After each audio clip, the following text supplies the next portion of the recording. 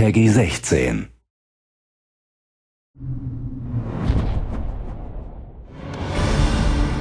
I think in a lot of ways that Prince of Persia set a number of standards that showed what an action-adventure game could be. We mix things nicely, so there's good thinking, good acrobatics, and a good mix of combat in there too. On top of that, we're bringing new abilities to the prince. Magic is a big part of the Prince of Persia concept. This isn't the Sands of Time, so there's a different magic.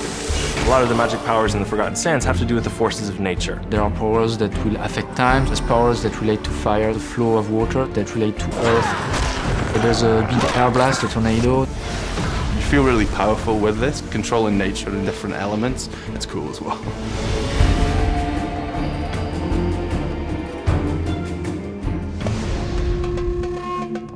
Razia is the name of the djinn. She's locked in this fountain. Jinns are creatures that are elemental. They showcase all the elements of nature. The prince is getting his powers from Razia. The powers are focused on elements of nature. What did you do? We use powers, of course, to control the environment, but the prince also uses them for mastery in combat. With his air power, he has this tornado. Enemies go flying off. Prince has the power we call dash. It allows him to leap 10, 15 feet to attack an enemy in air. We have a fire trail that the prince leaves behind him. Traps for his enemies in the middle of a combat. The ability to freeze water is excellent. It really refreshes the level design. It doesn't freeze the water as into ice, it more freezes them in time, so they become solid. Everything stops, and it's like, oh, now I can climb on that. Wall run on a water wall, use water poles, columns and things like this. We're also able to fire a blast, like an icy blast from the prince, so it's used in combat as well. Also have the power over earth. This acts as a shield. It makes you a stone armor, it makes you impervious to attack.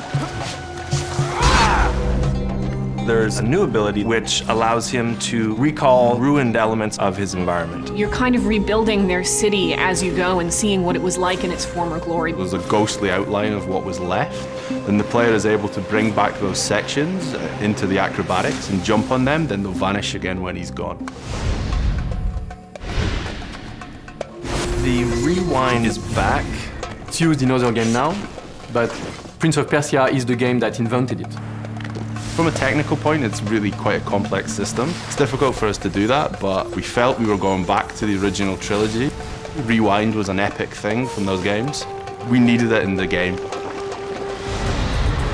He's often going to be massively outnumbered through many of his fights. There's as many warriors as the grains of desert sand, so they're just everywhere. There's the bigger, stronger characters. Some of them are 30 feet tall. We have a final epic boss battle with an enemy that's absolutely massive. It gets pretty crazy and you really have to be on your toes. You're mixing between water and recall. When you get to the end of some of these huge jump sequences, it's just so satisfying. This is the Prince of Persia, so I need to execute it properly in time, in rhythm. Jump through a water wall, refreeze, rebound, refreeze, rebound. Suddenly, the floor falls out from underneath you. It's like, whoo! Yeah, like that was really awesome.